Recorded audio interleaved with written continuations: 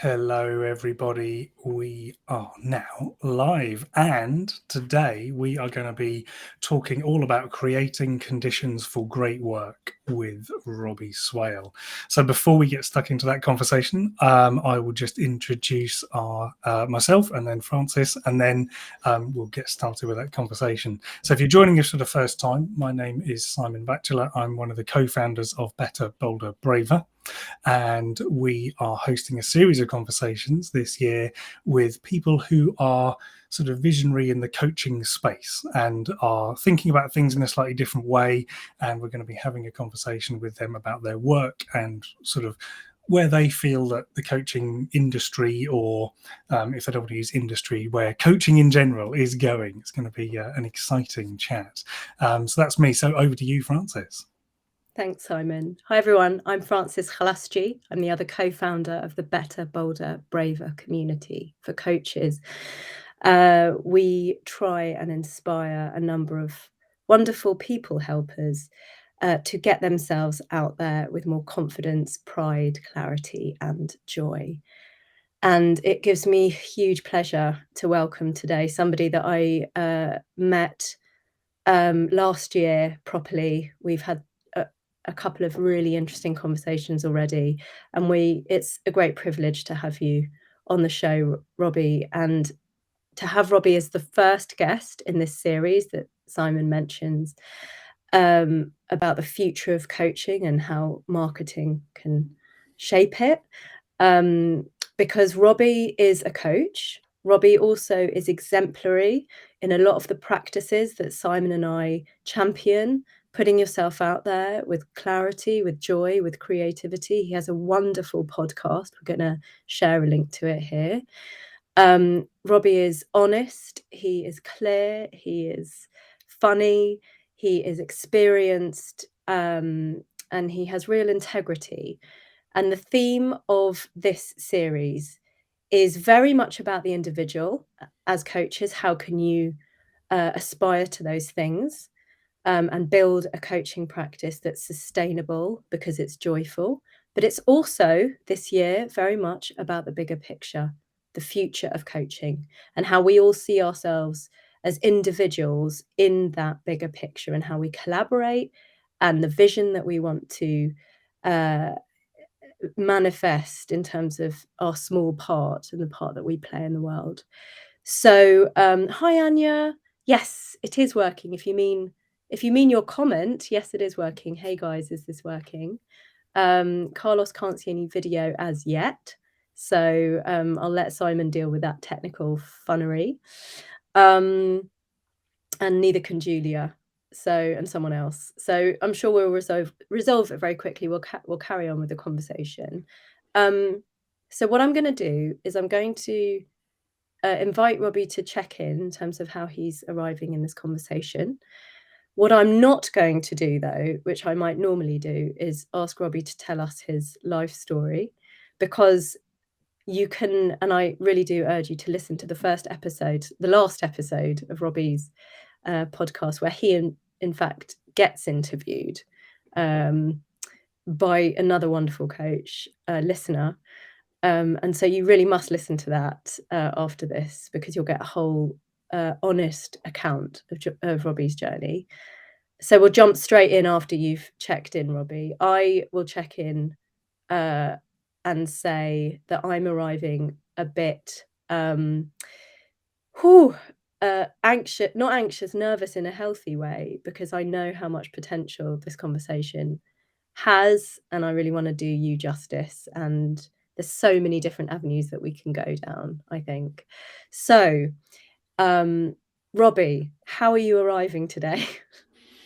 Thanks for a lovely introduction, Francis. And it's always like it doesn't happen to me that often, but when somebody gives an introduction like that, it's very I have to really try and absorb it. So thank you. And I was laughing inside to myself when you said I was funny, because I once said this to a men's group I was part of, and they looked at me a bit weird and were like, "I don't think I've ever heard you being funny," and I took offense to that. Yeah, thank you, and lots of those things you said are things I really hope to be. Yeah, today, I feel quite present in this moment. Like I'm in the west of England and I'm looking out over a very crisp Warwickshire countryside. And so that kind of brings me present. And actually, I got a bit of, in a way, your healthy nervousness, Francis, like dispelled mine, because it's like, there's that sense of, it's a real privilege to be in a conversation about which somebody has thought a lot, especially when it might be about me and my work and what I think, or that's going to be a big part of it. So yeah, that I feel, really looking forward to seeing what we create. And I noticed as you were talking as well, how some of the work I've done on myself over the last few years means that I'm now in a very different place when it comes to a conversation like this, where before I would have felt it was really vital to kind of make sure that everything gets said. I'm able now to trust much more that whatever gets said will be probably the right thing. And also that we can always have another conversation if afterwards we're like, no, we didn't get to that bit, because there are lots of, in that intro, in the way you talked about me and the work that you do together, there are, you're right, lots of avenues we might go down. Oh, okay. So maybe let's start with that. You mentioned in your latest podcast something around that sort of faith, let's call it, that if it's happening and it feels scary, then it probably has a lot of potential, I think, is how it sort of landed with me when I was listening to you talking about this point in the last episode, that the fear. Actually, you know what? I think we'll start with something that I was thinking just before we came on, which is the name of our business and the order of the words better, bolder, and braver, and sort of what we mean by that.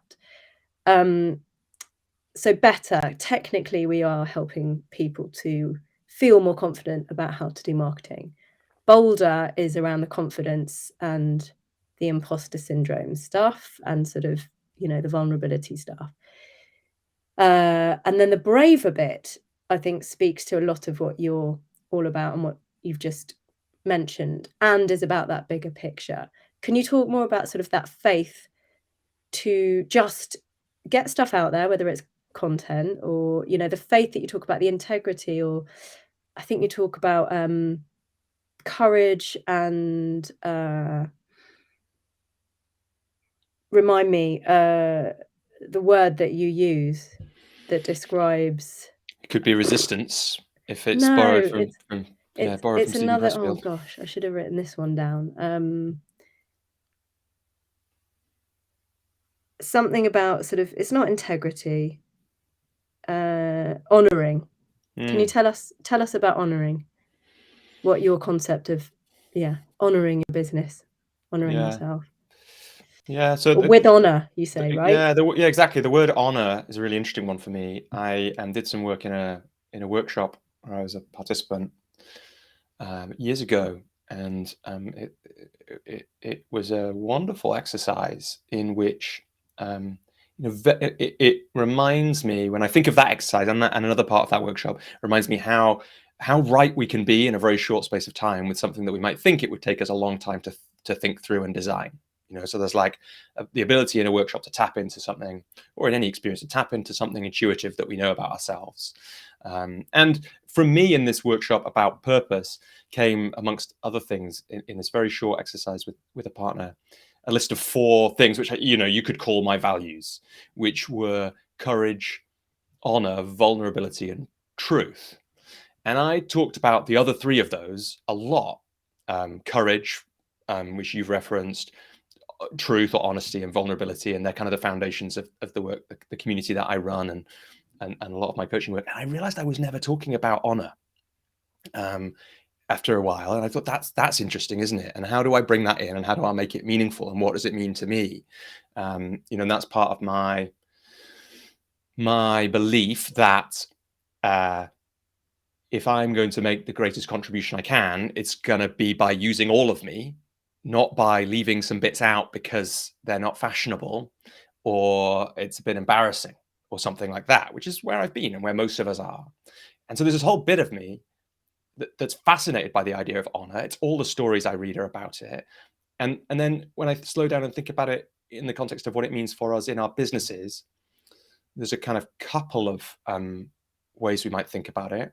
One is the title of that podcast episode you're talking about, do the right thing even when it's hard. Like, that's how I think about honor. That's kind of my definition of honor. I haven't compared it to a dictionary, so people could do that and find out if that's actually what it means. But for me, that's what it means.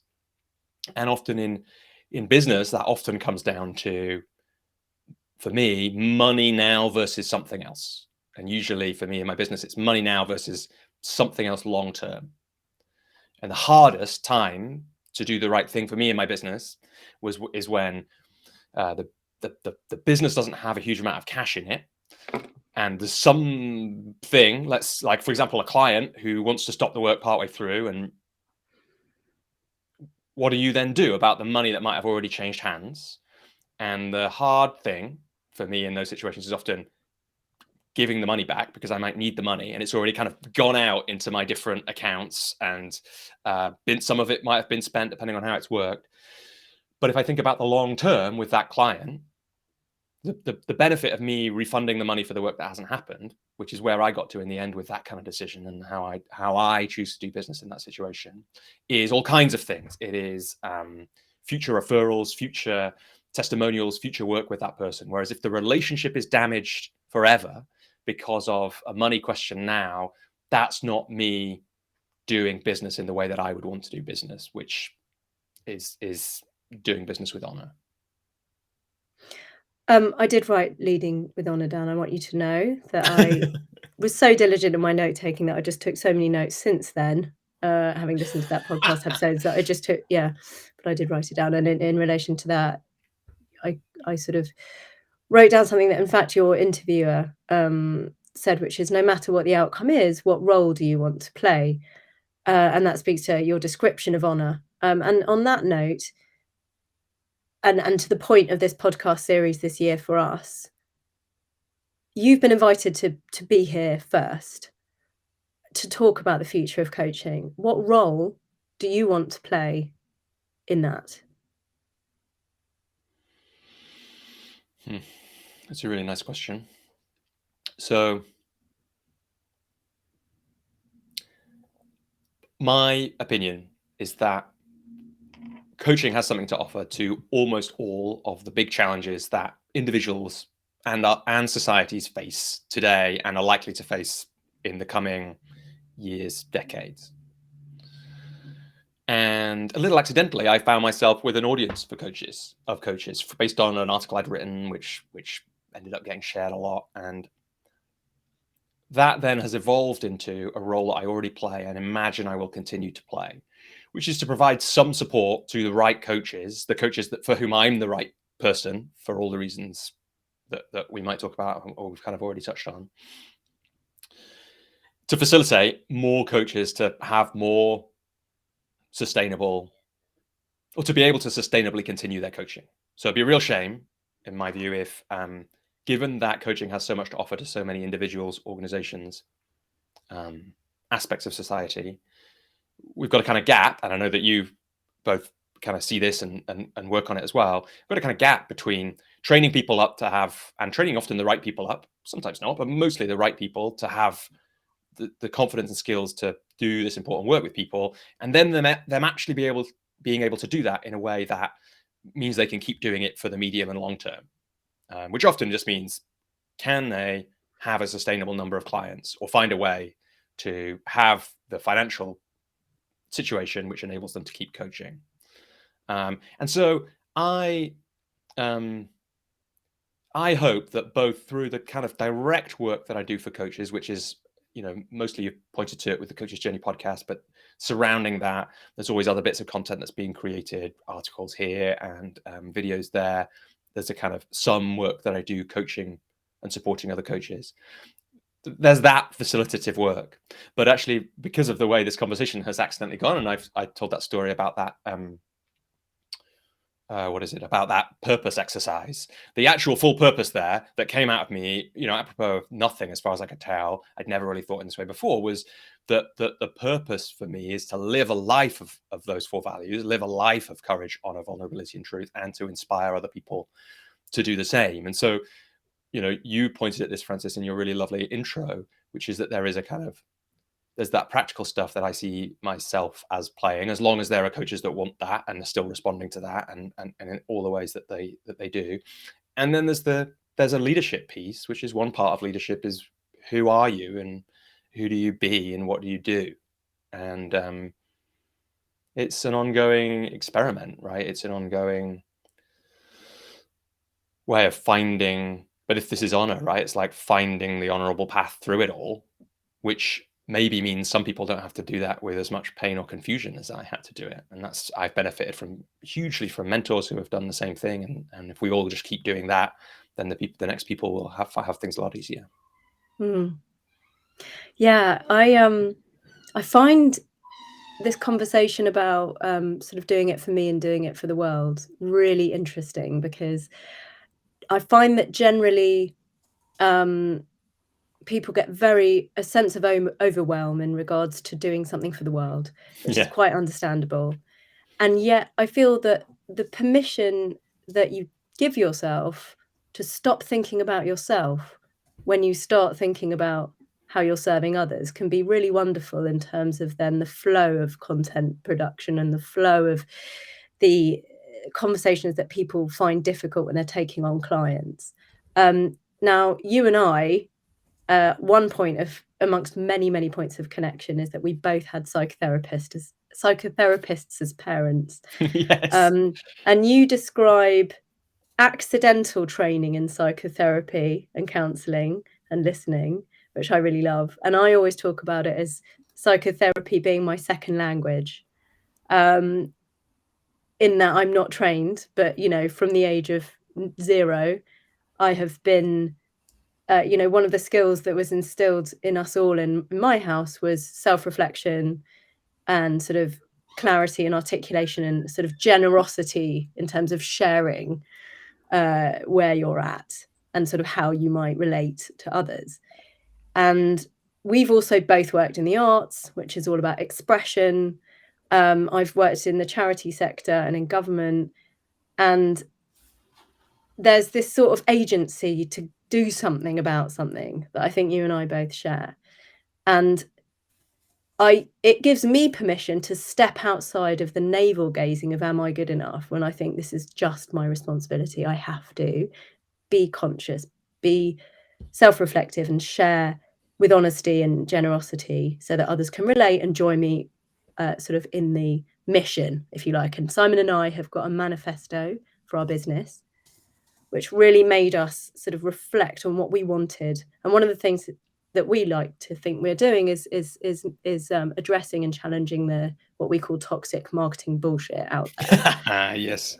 And offering people another, and I loved what you said in your podcast about having lots of different coaches for different parts of your life, different times in your life. And we'd like to think of ourselves as being in the same family as you. And we talk about our marketing family, but I'm not sure if I want to put you in our marketing family, because, you're in our manifesto family, let's say, of people who stand for getting coaches out of their sort of discomfort place so that they can do better for themselves and do better for the world. And so that's why I wanted to have you on here first. I wanted to have this energy for everyone from the beginning of this year, which was about, we're going to help you build your coaching businesses. We know the technical know-how, and we can mitigate the toxic marketing bullshit and make you feel better. But we also want to support this industry, this movement that is blossoming. And that can feel overwhelming as well, because there's so many people being trained to be coaches, and you feel like such a small fish in a massive pond. But it's got such potential, hasn't it, to change the world? And, would you like to say some more about sort of how you're seeing your community of coaches evolving and the changes that they're making? Yeah, well, maybe a little more than that. I think it's just worth saying something about the toxic marketing bullshit, because I think it's really important. And if we're going to think about the future of coaching, one of the things I think we have to think about is a lot of coaches are sold a dream, and in actual fact, it is often a false dream. And the reason they're sold a dream, and that that's not quite right. They're sold a dream that is possible, but is unusual, and no one has the conversation about it being unusual. And that impossible dream, right, is that coaching as a profession will fulfill all your needs easily. So it will allow you to be location independent, make more money than you've made before, do rewarding work, and that will just come if you take 6 easy steps following my 6-step program, right? And it's just bullshit. That's the bullshit bit, right? And it's like, it's not that isn't possible.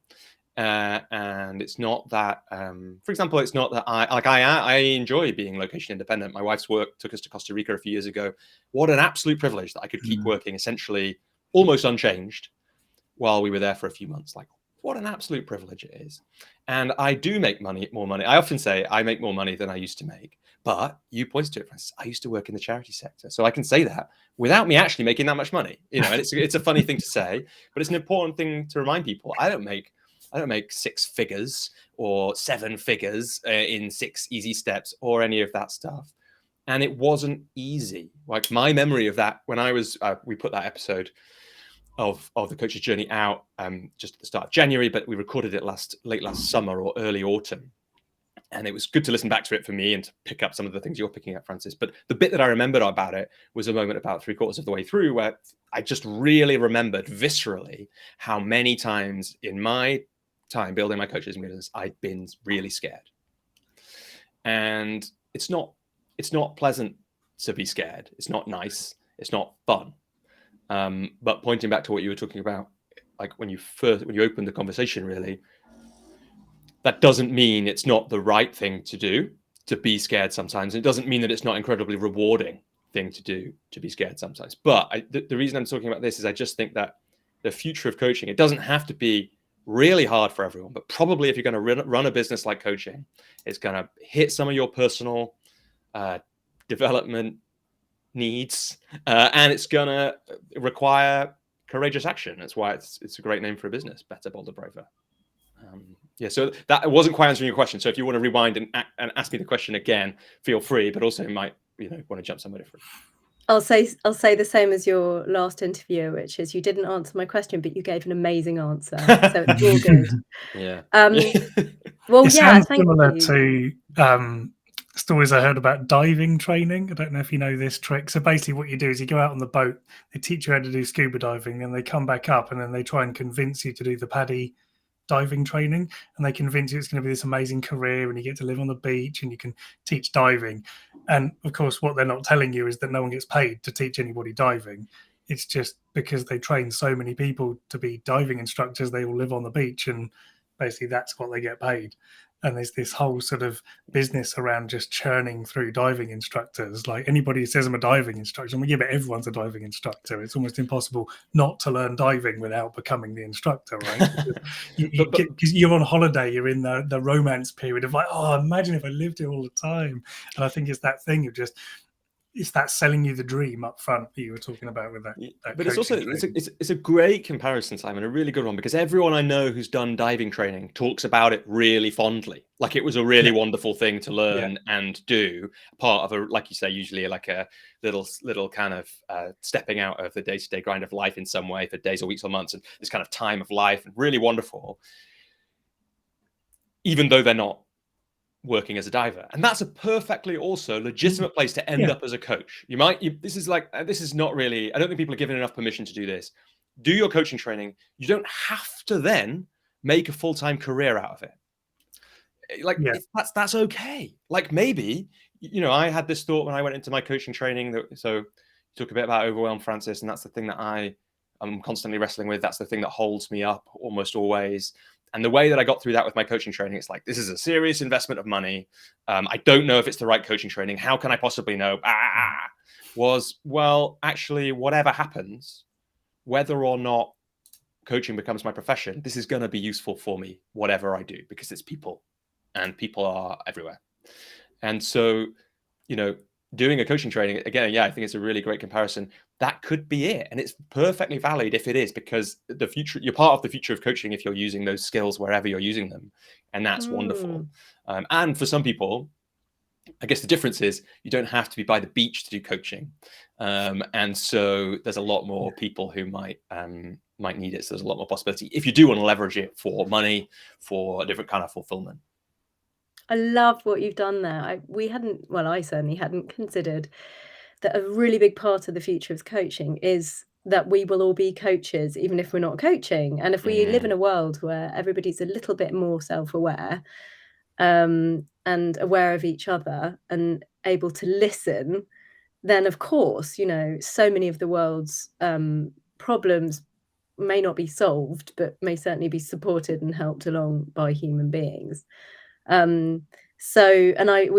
talk about the work balance is what we call it in our community, which is that just sort of paying tribute to the amount of coaches who, for whatever reason, can't or don't want to coach all day, every day, right?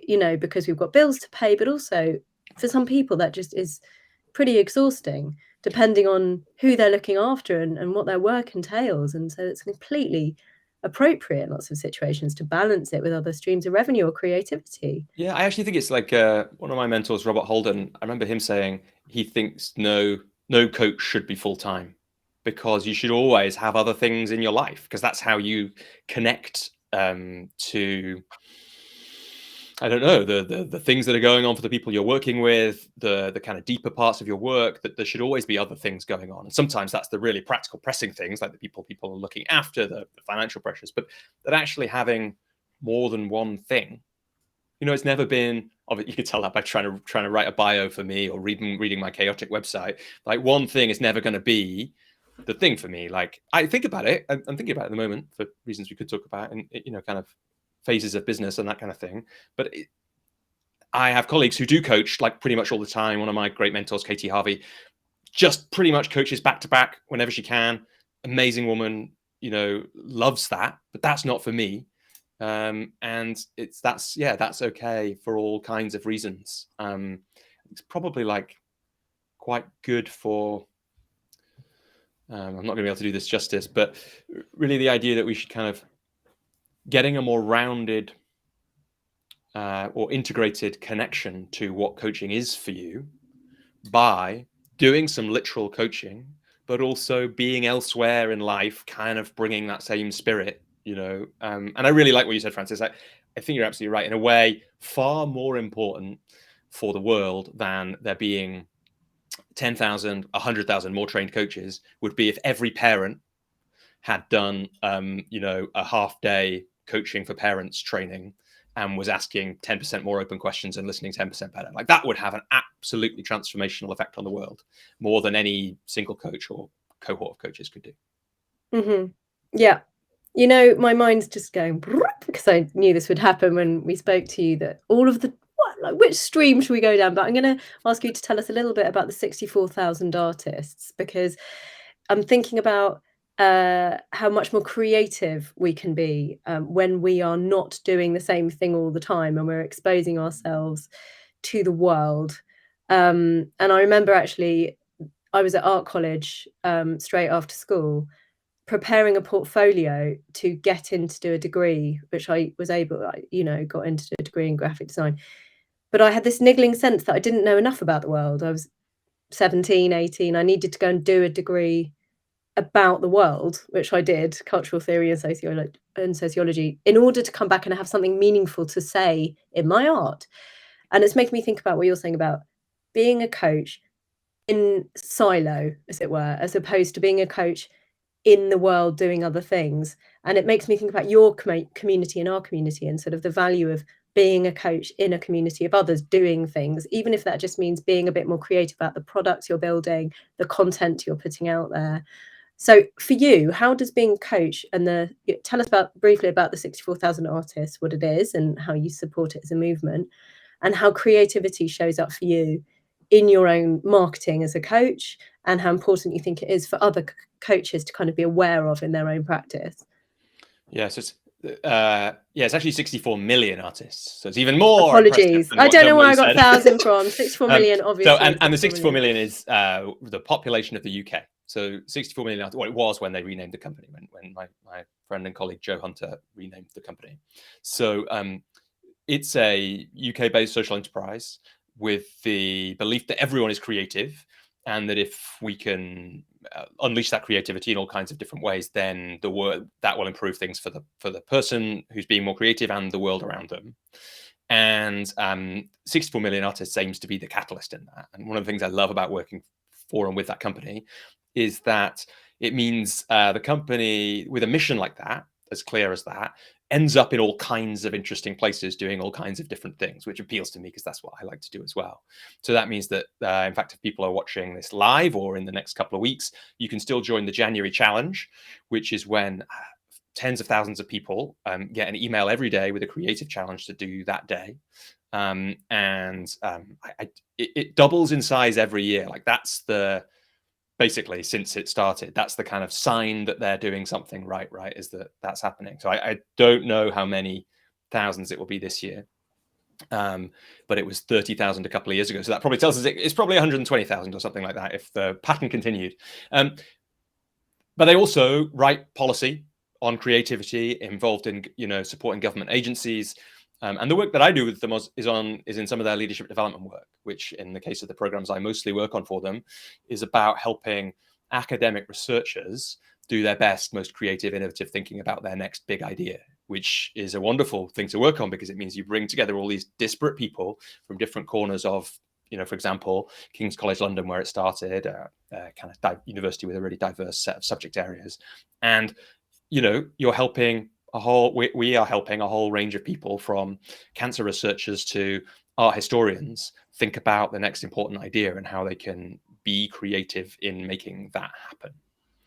So that's a bit about that. And I stumbled into working with them in some ways, and it took me a little while to kind of absorb that I was in a really good place and that I belonged, because I, like many people, I think I'm finally getting through it.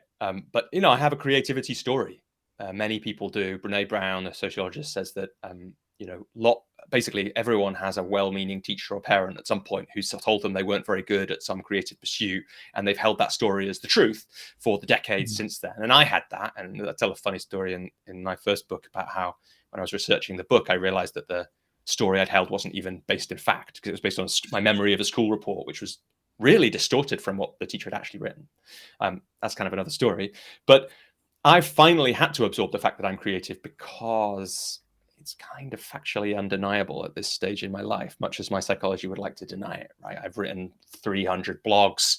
I've got 2 podcasts. I've got a business. I've published 4 books about creativity and productivity. So it's like, I can't really deny that it's there.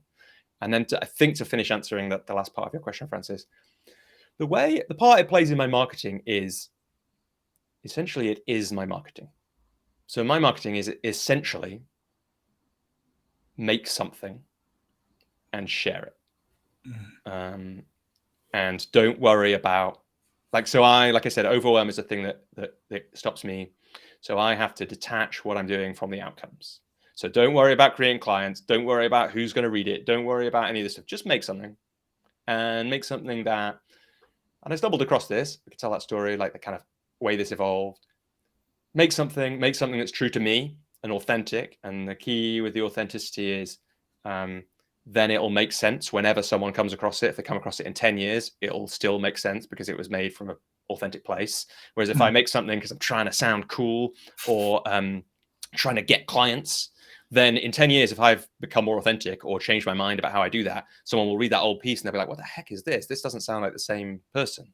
Whereas if I'm making it authentically, like I have with my blogging, I might get, let's conservatively say, 400% better at blogging after 6 years, but it'll still be me that wrote the less articulate, less skillfully written one 6 years ago as it is writing it now. And so there'll be some spirit in there for the human, and humans are good at looking for incongruency and stuff that doesn't quite make sense. That they might see that, but also my sense is that long game, that marketing, that authentic creativity approach to marketing serves me in the long term, as well as serving me to change who I am. And that's one of the things about creativity, right? Making something from nothing. This is why the January challenge is such a cool idea. Making something from nothing changes the person who makes it every time. Creativity in that way breeds courage, and it breeds agency, and it breeds hope. It's like, if you make something from nothing, I can do that. It's a thing I can do, and then I can do it anywhere. Yeah, I can see Simon writing down make sure to make a sound bite of what he just said.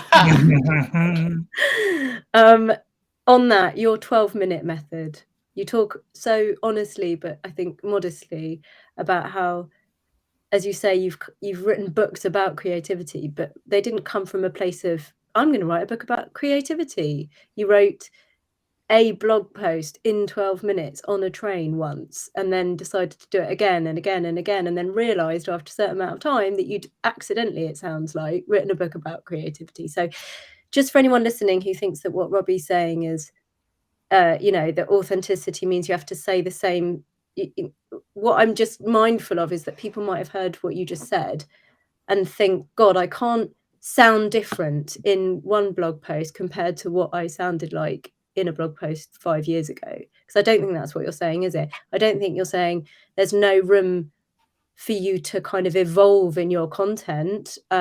I think what you're saying is put it out there, and it will make sense, because without you even being in control of it, again, it's back to that faith thing, it will evolve into a book or a iteration of your practice that, on retrospect, I talk about the squiggly career in this regard, on retrospect, it makes perfect sense.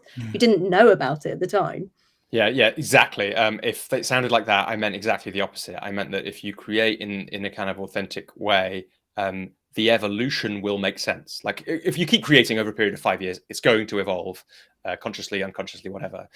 My sense is the more give it the chance, the evolution will make sense. I had a client like this once, thinking about it, thinking about leaving behind an area of work, kind of to move into coaching. It's like, what if it doesn't make sense? When it's like, well, it will make sense because you make sense, because you're a human and this is your life and you can't see it now. But exactly like you say, Francis, looking back, the evolution of work like that will make sense. And there'll be some bits that, and this is true of every person who's ever written more than 10 blog posts, there'll be a bit that from the first 10 that when you're writing blog post 100 has no relevance to what you're doing now, but that's okay because it had relevance when you were writing blogs 1 to 10. Yeah, and I think your ideas evolve, don't they, as well? And I think some people are afraid to draw a line in the sand once and say, well, if I put this out, I can never change my mind because I once said. And you think, well, actually, you're allowed to change your mind. You're allowed to evolve. And actually, it can be fun sometimes to say, actually, 2 years ago, I wrote a blog and I said this, and I've completely changed my mind. Here's a link to my old blog, and this is amazing. That's amazing leadership, Simon, when you do that. Like one of the things I always think about with clients is the things they find hard to do but want to do are often things that will be acts of leadership for the people around them. And, I mean, I don't know if I imagine you agree. I imagine most people listening agree. Like the world has got too much certainty, false certainty in it. Too many people pretending that, like the coaching marketing bullshit is an example of it. Too many people pretending something is simple, predictable, and they know exactly the answer, where no one knows the answer. And there is no one answer for how you build a coaching business. And, you could see it in politics. You could see it all over social media. The world will be a better place with everybody saying, I don't know, again, like 10% more when they don't know, because most of us don't know the truth most of the time. I was thinking earlier when you were talking around creativity, around something I was listening to Seth Godin riff on the other day, and he was saying about creativity has been sort of fetishized into this, you have to be a graphic designer or like an artist, throwing oil paints at a wall or something to be classed as creative. And he was saying, well, actually, maybe there's an interesting way of reframing that to say that actually if you get to decide what you do at work and how you do it, then you're creative, because not everybody does. So if that's the kind of baseline, then actually creativity could be a real empowering thing for more people to embrace. How do you see that sort of blurry line around creativity, and do you think it sort of empowers people or holds people back, would you say? Yeah, I think the pervading stories about creativity mostly hold people back. Fetishizing it, making the idea that only people who have suffered can be creative. Seth Godin, I completely agree with him. He's a big influence on me there. I completely agree with that thing. It's like When I think about creativity, I am grateful to people like Seth Godin and one of my old bosses, Sue Hoyle, thinking about leadership and creativity in really different ways as creating change or creating something from nothing. I think that's a Seth Godin phrase, probably, isn't it, that I now say a lot because it's such a clear definition, right? But something from nothing can be a new habit in your life, and it can be walking a new way to work, and it can be changing the way you talk to the person who manages you at work, or it can be starting a business, or any of these projects. And I think that I found it a bit difficult to make become comfortable that part of my work was about creativity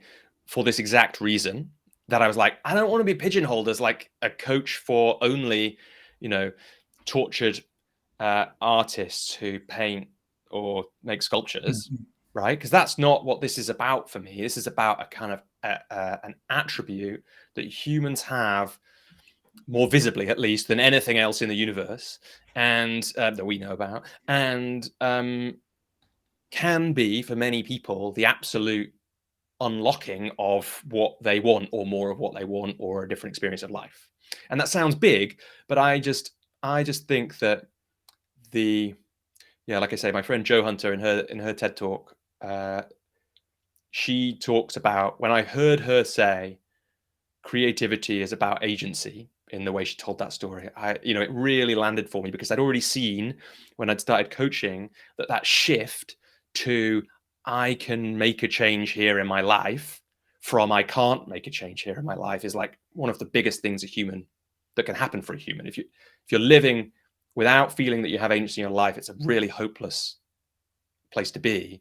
And if you help somebody make something ridiculous, or something fun, or something really meaningful, like the January challenge at 64 million artists, then you almost can't escape the fact that you can make things from nothing. And if you can make something from nothing in one part, it doesn't mean you can instantly go and have the perfect conversation with your boss about the thing that's really hard at work, but it means there's a step on that direction. So on that, actually, I wonder if you can tell us about Joel's money challenge.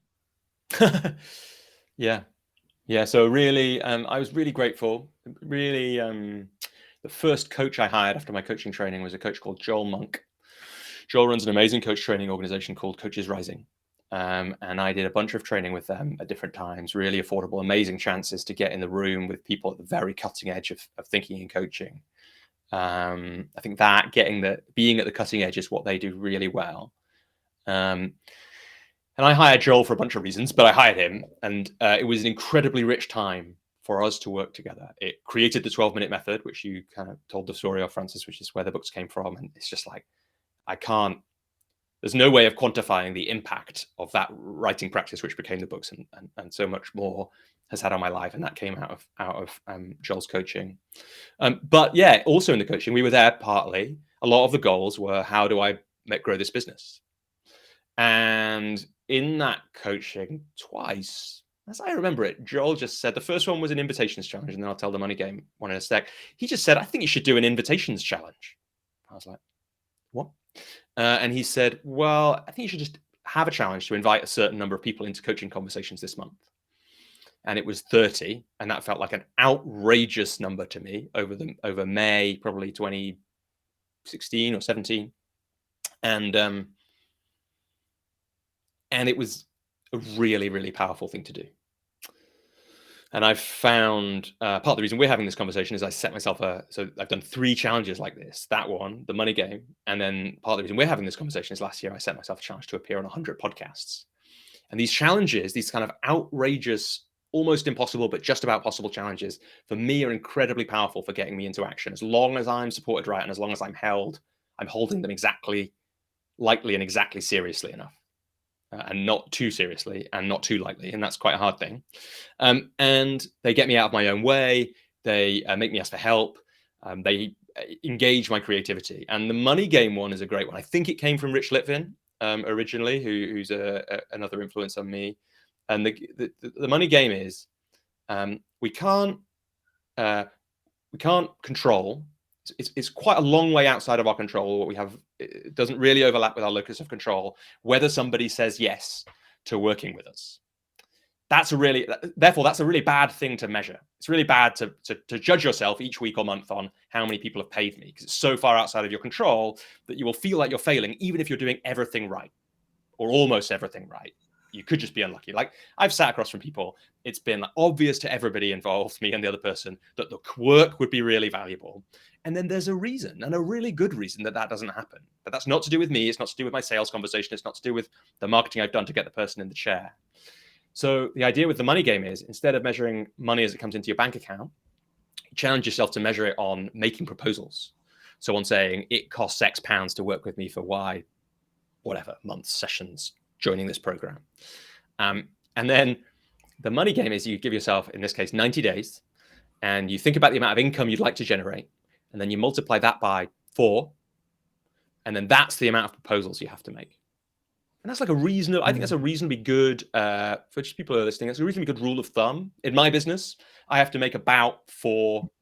My conversion rate is between 1 in 3 and 1 in 4, last time I checked, which is a while ago. My rates might have gone up since then, which probably might make it less. And so the game with Joel was, I think it was £20,000 was what I'd like to have in income. So I had an £80,000. I wonder if I can get it. I know we're live. I'm just going to check if it's in this cupboard here. Just a sec.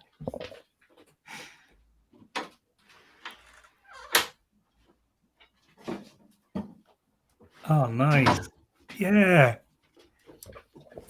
So for anyone who's watching, you can now see. So part of the game, you have to make it into a game, right?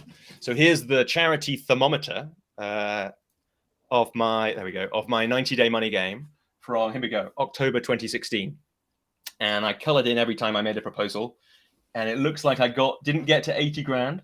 I got to about 68, I would say. That's good going. Yeah, it was like pretty good going. And essentially, that game was the thing that took me from coaching part-time. I was coaching 2 days a week and working 3 days a week in a leadership development company, to moving full-time. In some ways I'd got there anyway. But what happened in that, in fact, the 64 million artists work came in there. Somewhere in here, probably this bit, might be that, which is essentially that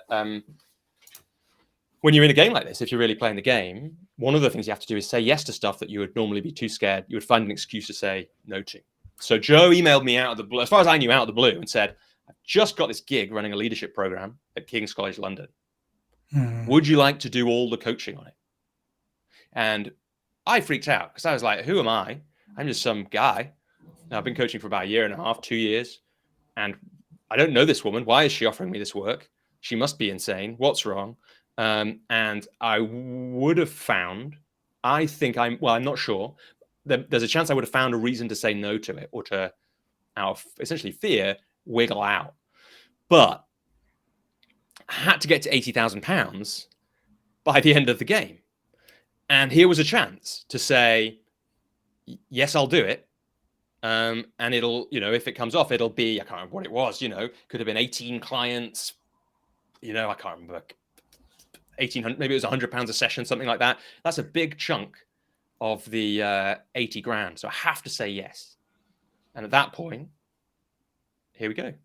If that thing comes off, then it replaces my income from my day job, and suddenly there's some bridge money to take me through the first 6, 8, 10 months of the business. It didn't work out exactly like that, but it worked out in that case. And I had another thing pretty similar happen at the same time that, again, I would have kind of freaked out a bit about. Well, I did freak out a bit about, but I did anyway. And it was kind of, I knew at one point my money, the other thing the game had done is I'd had to put my fees up, because if you imagine, if you're proposing at like £600 a go, you've got to meet a lot of people over the course of 3 months to get to 80 grand. If you get that up to 1,600, 1,500, suddenly you've got to meet half as many people. And, so my fees had gone up, which meant that it actually already was kind of making sense. I was making more money from my coaching by the end of the game than I was from my office job. And then I had these 2 big things that I'd said yes to, partly because of the game, which if either came off, the financial worry would kind of be gone for the first X months. And in the end, both came off, but only the 64 million artists one happened that year, I think. Yeah. It's really interesting because I think it reminds me of that James Clear in the Atomic Habits when he talks about moving from goals to the process. Yeah. And he uses that line that like Olympic gold and silver both had the same goal. Yeah. Like everybody who runs 100 meters has the same goal, but actually they're all at the best point in their career as soon as they run that race. So although they might not get the medal, they've done the work and they're at their peak. So I think it's interesting to think about that slight reframing, and I think of winning the work to pitching the work or quoting the work, whatever word you want to use. It's just a nice reframing to the process of it, isn't it? And I think that's really valuable. So yeah, thanks for sharing that. It's really fascinating insight. Yeah, and if we're gonna keep going for the long term, you have to kind of have that down. Otherwise, it's really dispiriting. It's why I really like Liz Gilbert's idea that day jobs get a really bad rap. Because, like, she says, who are we to put all the pressure of paying our mortgage and looking after our kids on this beautiful calling that we feel to some craft or art or creative thing? And practically, it's a lot harder to do the right thing for your business when the mortgage and the kids depend on it. And in those times, it's probably especially important to be able to attach to the process, not the outcome. Again, to be doing things right, whatever that is. And this really lovely question that I just absolutely love, since I heard a guy called Fred Kaufman ask it. We can't control the outcome. So what would you have to do so that regardless of the outcome, you can feel at peace with yourself? And it's I can't control whether somebody says the best client I've ever spoken to says yes or no to me. But if I haven't said, I'd love to work with you and it'll cost you this is how it works, this is why I think it'll be right for you, then I'm going to look back on that with regret. And I don't want that. Yeah. So much gold already. Thank you. I want to make sure there's a few things I don't even know what the time is, but I'm imagining it's going far quicker than I wanted to.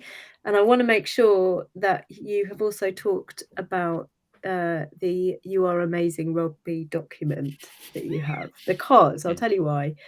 I talk a lot with my one-to-one clients about getting over how it feels to get testimonials. And something that was talked about in your last podcast was the gift that is paying someone a compliment, the gift of holding space for someone so that they can reflect how they feel.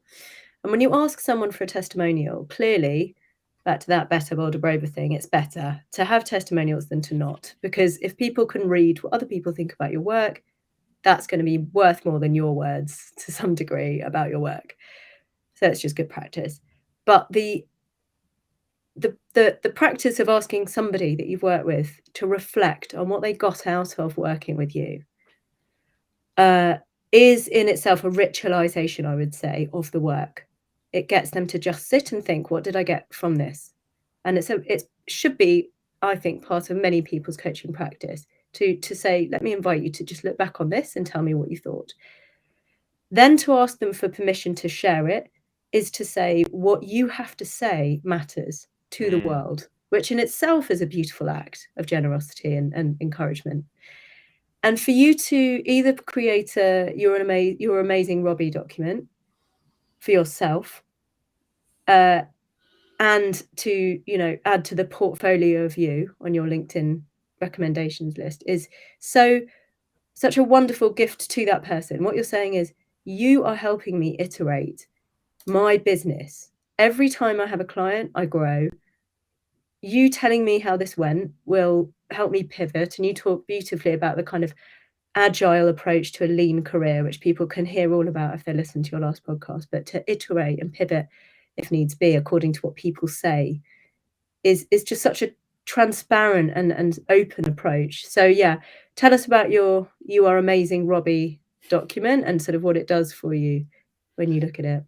Yeah, I'd never thought about. There was a really nice thing you said in there. I'm going to see if I can get it, that I'd never thought about. Yeah, I don't know that my clients know that they're in that document or that it exists, and therefore they don't know the gift they're giving me by writing those things.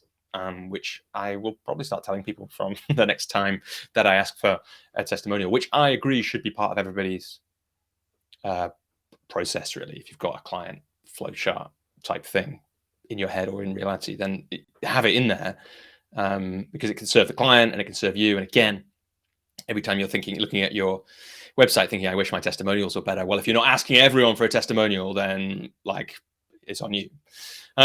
So I have had a journey with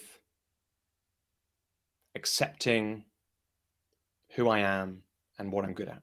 If I was to be really true, like it's a journey with loving myself in a wholesome way, not in the kind of way that we mostly talk about loving ourselves in the UK. And a step I took at one point was, well, at first it was a practical step. I was like, I've lost control of where my testimonials are, and they're in my email, most of them, some of them are on LinkedIn, like it's a mess.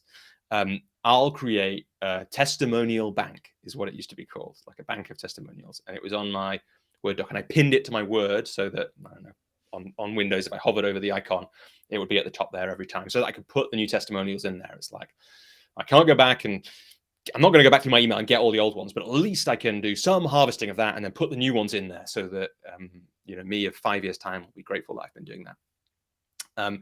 And then I realized that it was doing a thing that I'd heard, I think Steve Chandler, another really interesting, great coaching thought leader, talking about, is having something to read in the moments of doubt. Like all the nice things people had said about him, he'd save them in a folder in his email, I think, something like that. So that if you on the days when things weren't feeling sunny and happy and optimistic, he could tie himself to some actual evidence that he was doing good work and it mattered. And so that ended up being what the testimonial bank was serving. It was like a reminder. And as it got longer and longer, like it's a bit like my creativity evidence. It's like undeniable evidence that what I'm doing counts for people, because like I have to scroll further and further to add the new thing on at the bottom. And since the books came out, there's more stuff coming in, because there's people send me these really lovely messages about the books, or when the podcast started, the same kind of thing. And at some point I realized that testimonial bank was a terrible name for this document, and a much better thing to see when I hovered over Word would be, you are amazing, Robbie, don't forget, I think is what the document is actually called. And I would say, I once, I can't remember, one of my coaches designed a practice which was like, I need to absorb them a bit more. So what I'll do is I need to pick this up. I think I might have said this in that episode actually, so I really need to pick it up, because it's months later. Such a good cringy practice to read one aloud to somebody every week. And I remember like doing that with my wife on a walk, and it was just like the worst thing to read that out. Like to read out the thing. It was somebody I knew pretty well, had written this one really nice thing. It was really hard to read. So that's what a great sign that I haven't really absorbed what's going on in there, and to read some more. Just one quick thing about testimonials. My feeling about testimonials as a coach is that they never, when you first read them, they never feel reading them how I want them to feel reading them. And I think that's just true, because no writing will ever, no 2 paragraphs of writing will ever create the magic that the work actually felt like. And so it's okay. And then I had a great reminder from actually a friend who a former client who I'm interviewing later on. I was once she was complaining about her testimonial, and I was complaining about mine. And then she came back to the next call and was like, I read the testimonials on your website. What are you talking about? They're amazing. They're exactly the testimonials that I'd want to have. And it was really interesting. As soon as Henrietta had said that, I was able to go back to the website, read them, and see that they were exactly the testimonials that I would love to have on my website. And most of them are still there 3 years later, because they're so lovely. There's so much there. And there's an invitation from us to read what Simon has to say about watch, read, listen, do, and how people digest things in different ways, and how if you read something out, it has a whole different inflection to if you've written it. I wonder if there's an invitation from you there that we should encourage people to read out their testimonials and record them and make a podcast out of what other people say about them, which feels super cringy, but could be really interesting. Yeah, well, it's why, I mean, I love that watch, read, listen, do framework. I think it's so good. And It's why video testimonials, when they're done well on websites, are really good for the right people. What I thought you were going to say, Francis, which is a really cool idea, which I'm going to steal, because actually it's my idea, wasn't it? Because you didn't say it. I thought you were going to say, but you can steal it as well. I thought you were going to say at the start of a community call. Like, what a great practice it would be at the start of a community call to have. Probably couldn't, depends how big the calls are. Instead of having, you probably can't have everyone, but you could have 1 or 2 people read a testimonial that they've received out. Because you know that everybody else listening is going to be like, that's amazing, and that's exactly what you're like. They've got it exactly. Yeah. You know. And if they feel really ashamed because they don't have any testimonials, then I would hope that they feel it a kick up the arse to go and get some more. So. Yeah, and also somebody on the call will be able to do one for them. That's lovely. I quite like that. Call. I think what I'm going to do on my reflection and confidence sessions, which is my weekly pseudo therapy call for our community members, where we talk about how marketing is actually making you feel. And I do a different creative check-in every time. It might be that I read some poetry, or somebody there will do some embodiment work, and I kind of tend to spring it upon them without giving them any preparation that that's what's going to happen. I think what I'm going to do is give everybody the chance to out loud in the moment make up a testimonial about someone else there. Lovely. Yeah. Because and you know what, this plays into this whole big thing. I'm mindful of time, and I can't believe it, and I feel a bit sick that this is now over, because you're fabulous. And so much so that I've completely forgotten what I was going to say. So that's great, because we've cut that bit out of the conversation. Simon, what I will say is something I want to do this year, which we haven't done before on the marketing masterclass. Is to say, in the last couple of minutes, do you have any questions for us in terms of what's come up for you in this conversation that you think we've somehow weirdly facilitated for you that we could not have predicted? And while you're thinking about that, I'm just going to say, Simon, have you got any other thoughts or questions that you want to put to Robbie before we sadly have to call it a day for the day? No, I think there's lots more we could talk about. There's definitely lots more questions we could talk about for hours and hours. So maybe we'll have to come back and do a part 2 at another time. But yeah, for those listening on the podcast or watching on YouTube, all of the things we've spoken about during the episode will be in the description below, so do check out the links for how to connect to Robbie, find the website, learn more about the podcast, the 12-minute method. All of that's going to be below, so that is where you'll find all of the good stuff. Yeah, lovely. I'm totally up for a part 2. The time has flown by. It's been very, very enjoyable and meaningful to have the conversation. I think the question that comes up for me that I'd love to ask you, if we've got 2 more minutes or 10, depending on how long it takes to answer, is the question you asked me, actually. Like, as soon as you asked me that, I was thinking I'd love to hear what they said, and then I forgot that, which is, what part do you want to play in the future of coaching? Simon, you want to go first? I think as you're writing a book. Yeah, I think it's about changing the way that people think about and do marketing. I mean, that's essentially what I'm trying to do with the book, is to offer a different perspective on the kind of status quo bulldozer marketing techniques that are out there. So I think really it's to try and share that with coaches far and wide to help them talk about what they do, I think, with more authenticity, get in front of the right people who they can do work with and make the most impact with, because that's ultimately what I really love about working with coaches, is that I know that for every new client they get who's a really good fit, they're going to have a really great impact on that person's life, and that's a network effect, so it's kind of, I think that's really the change that I'd like to be part of in that sense.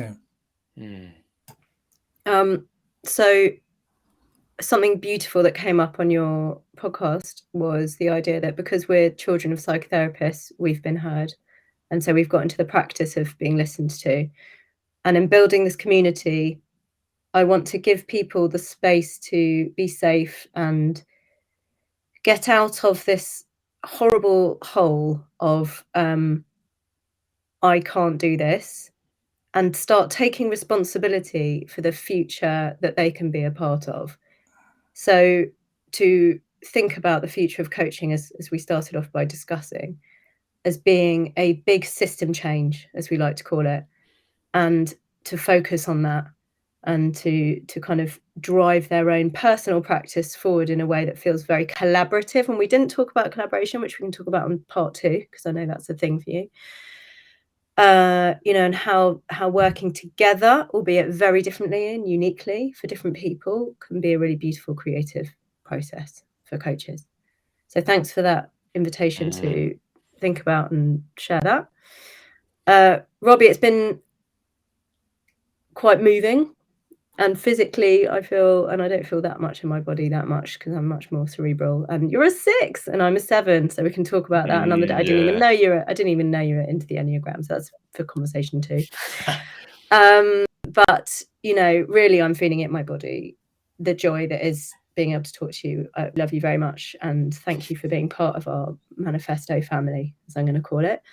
And thank you all very much for listening, and I hope you've enjoyed it and taken a lot from Robbie. Definitely follow Robbie, definitely listen to their podcast, and have a lovely day, everyone.